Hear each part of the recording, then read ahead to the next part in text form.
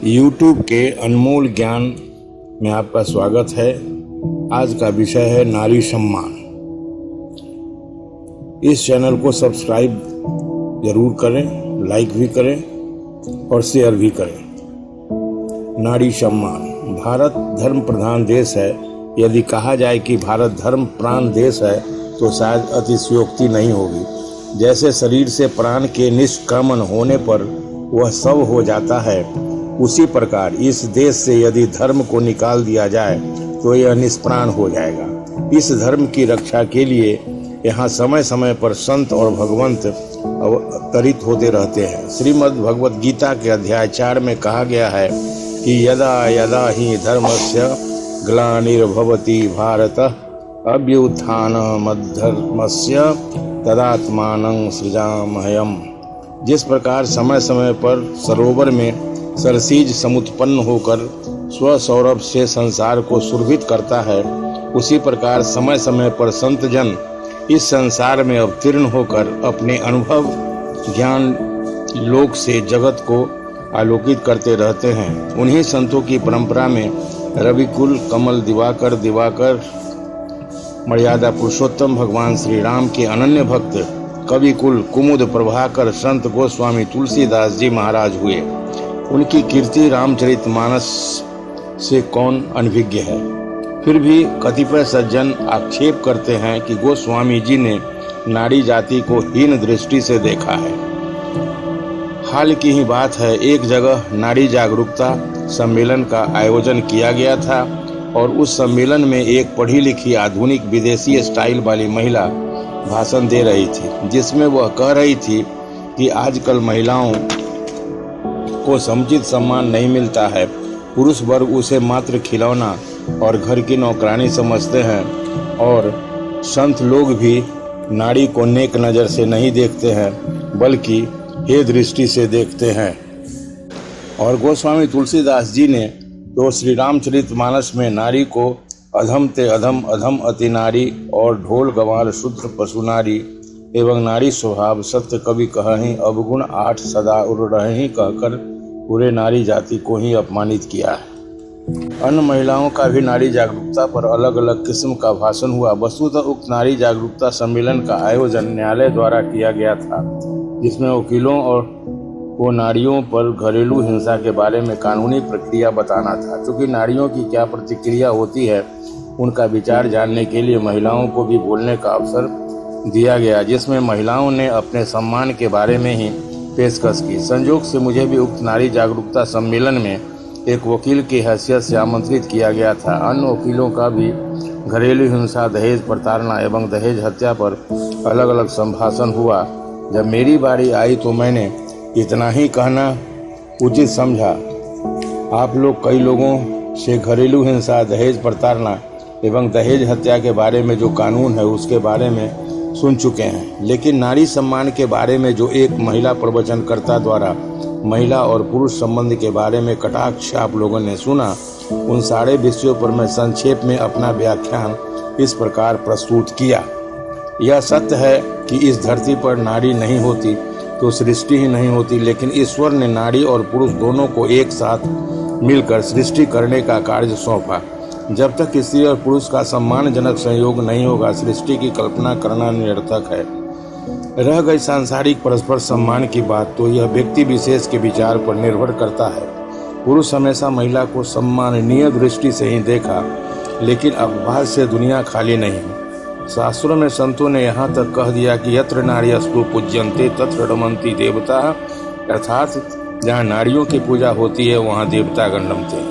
अब हम दैनिक जीवन की ओर दृष्टिपात करते हैं तो पाते हैं कि समाज में भांति भांति के रहन सहन वाले परिवार बसते हैं। जिस घर में नारियों का सम्मान दिया जाता है उसी घर में लक्ष्मी का वास होता है। नारी लक्ष्मी का रूप है, उन्हें सम्मान मिलना ही चाहिए। अगर घर में सुख शांति और देवी संपदा लक्ष्मी चाहिए तो महिलाओं को समुचित सम्मान देना ही पड़ेगा।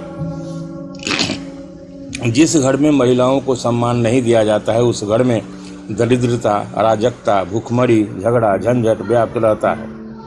दूसरा प्रश्न, संत लोग नारी जाति को नेक नज़र से नहीं बल्कि हेय दृष्टि से देखते हैं, क्यों? उत्तर में निवेदन है, ऐसी बात नहीं है कि संत लोग नारी को नेक नज़र से नहीं देखते, बल्कि हमारे देश में कुछ लोग असंत को ही संत कहकर परिभाषित किया है।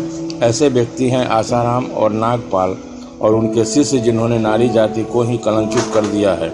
सम्मान देने की बात और नारी को माँ के रूप में देखने की बात तो अलग रही, यह आपके सोच पर निर्भर करता है कि कभी कभी आप गेरुए वस्त्रधारी को भी साधु समझ बैठते हैं और दाढ़ी वाले को संत। संत कभी ऐसा हो ही नहीं सकते। इसलिए आपको संत की पहचान के लिए संतों के लक्षण के बारे में विशेष ज्ञान प्राप्त करना होगा। कृपया संतों को पहचानने में भूल न करें।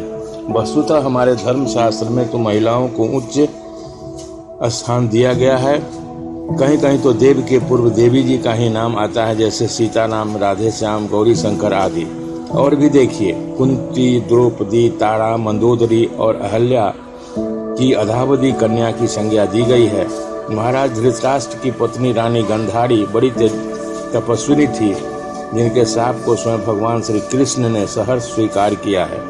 मैत्रेयी, सीता, सुमित्रा, मदालसा, सावित्री, सुलभा, विदुला, गार्गी आदि अनेक आदर्श नारियां हुई है, जिनको लोग आज भी आदर की दृष्टि से देखते हैं। कौशल्या जैसी माता नहीं होती तो मर्यादा पुरुषोत्तम भगवान श्री राम का अवतार कैसे होता। जगत के जितने भी देशों में जितने संत व महापुरुष हुए हैं, सबकी जन्मदात्री तो नारियां ही रही है। परम भक्तिन मीराबाई, गुरु भक्तिन सहजोबाई आदि भी तो नारियां ही थी। वास्तव में ऐसी नारियों की बलिहारी है। सुमित्रा जी ने अपने पुत्र श्री लक्ष्मण जी से कहा था, पुत्रवती युवती जग सोई, रघुपति भगति तासु सुसोई। इस स्थल पर हम किसी कवि की युक्ति की पुनरावृत्ति करना चाहेंगे। एक नहीं दो मात्राएं, नर से बढ़कर नारी। तीसरा प्रश्न, गोस्वामी तुलसीदास ने रामचरितमानस में लिखा है, अधम ते अधम, अधम अति नारी। नारी स्वभाव सत्य कवि कहीं, अवगुण आठ सदा उड़ रही। साहस अनृप, चपलता, माया, भय, अविवेक, अशौच, अदाया। और ढोल, गंवार, शूद्र, पशु, नारी, ये सब तारण के अधिकारी। उपरोक्त पद में तुलसीदास जी ने नारियों का उपहास किया, ऐसा क्यों? उत्तर में निवेदन है, किसी विषय की सही जानकारी के लिए उनके पूर्व प्रसंग पर विचार करना आवश्यक होता है। अब अपने भ्रम निवारणार्थ क्रम से तीनों के संदर्भ में सुनिए। अधम ते अधम, अधम अति नारी, इस पर विचार कीजिए। जिस नारी यानी सबरी ने अपने लिए अधमाधम से भी अधम शब्द का प्रयोग किया है, क्या वे सचमुच में अधम थी? वास्तविक बात तो यह है कि सद्गुण संपन्न जन में नम्रता स्वाभाविक होती है। जिस डाल में फल लगता है वह नीचे झुकती है, और जिस डाल में फल नहीं लगता वह ऊपर भागती है। इस प्रकार बाड़ी विहीन बारिद ऊंचे आकाश में चक्कर लगाता रहता है, लेकिन जल देने वाला जलज नीचे आकर ही बरसता है। रामचरितमानस में जितने पात्रों के नाम आए हैं, उनमें से किन्हीं का नाम ऐसे पात्र के रूप में नहीं है जिनकी परम भक्ति सबरी जी से बढ़कर ऊंची गति हुई हो। मैं अत्यंत दृढ़ता और नम्रता पूर्वक कहता हूँ कि जो गति सबरी जी की हुई वह और की तो बात ही क्या है, महाराजा धीराज दशरथ जी को भी नहीं हुई, जिनको मर्यादा पुरुषोत्तम श्री राम जी के पूज्य पिताजी कहलाने का सौभाग्य प्राप्त हुआ था। महाराज दशरथ जी को यह गति मिली जो जटायु और रावण को मिली थी, किंतु सबरी जी की वह गति मिली जहाँ से कोई लौटता नहीं है। कहने का तात्पर्य यह है कि दशरथ जी, जटायु और रावण को वैकुंठ धाम की प्राप्ति हुई थी, ऐसा सबरी जी को, और सबरी जी को मोक्ष धाम की। अतएव सबरी जी ने अपने लिए जिस अधम शब्द का प्रयोग किया है वह उनकी वास्तविक अधमता का नहीं बल्कि विशेष शालीनता का प्रतीक है।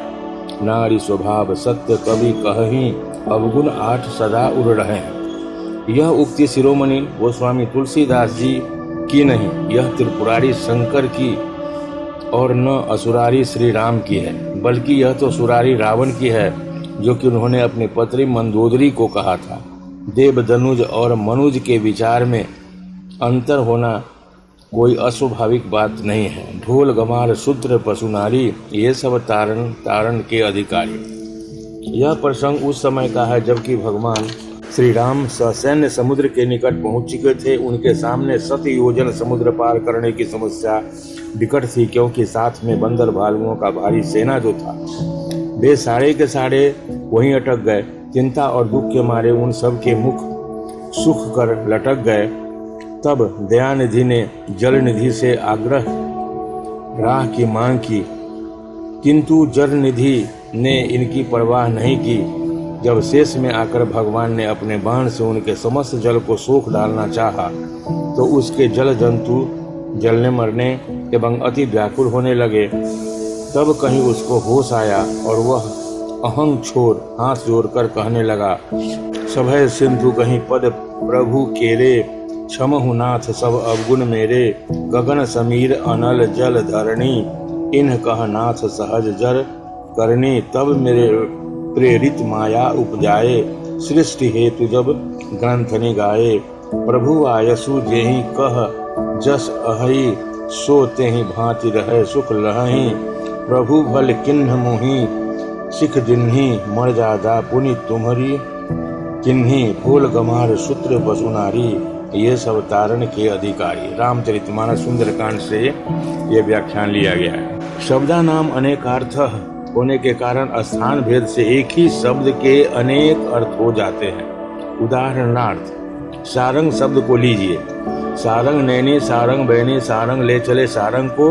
यहाँ प्रथम सारंग शब्द का अर्थ मृग, द्वितीय सारंग शब्द का अर्थ कोकिल, तृतीय सारंग शब्द का अर्थ मयूर और चतुर्थ सारंग शब्द का अर्थ सर्प है। और भी लीजिए, सारंग ने सारंग गयो, सारंग बोलियो आए, जो सारंग सारंग कहे, सारंग मुक्ते आए। उपरोक्त दोहे में सारंग शब्द का प्रयोग 6 बार हुआ है, जिनके अर्थ क्रमशः मयूर, सर्प, बादल, मयूर, ईश्वर और सर्प होते हैं। उसी भांति गोस्वामी तुलसीदास ने ढोल, गमार, शूद्र, पशु, नारी ये सब तारण के अधिकारी में तारण शब्द का प्रयोग श्लेष अलंकार में किया है। यहाँ ढोल के संबंध में तारण शब्द का अर्थ पीटने यानी कलात्मक ढंग से बजाने का है। गमार के विषय में तारण शब्द का अर्थ उसकी प्रकृति पहचानने से है। शूद्र के संबंध में तारण शब्द का प्रयोग उनको शिक्षा देने से है। शूद्र शब्द का अर्थ क्षुद्र यानी छोटा भी होता है और उसको शिक्षा देने की आवश्यकता होती है। पशु के लिए तारण शब्द का व्यवहार चाबुक मारने के लिए किया है। नारी के लिए तारण शब्द एक विशिष्ट अर्थ रखता है, जो वात्स्यायन के काम सूत्र के अनुसार प्रहसन के लिए प्रयुक्त है। यह प्रीति की एक रसमय अनूठी रीति है। उम्मीद करता हूँ कि यह व्याख्यान अच्छा लगा होगा।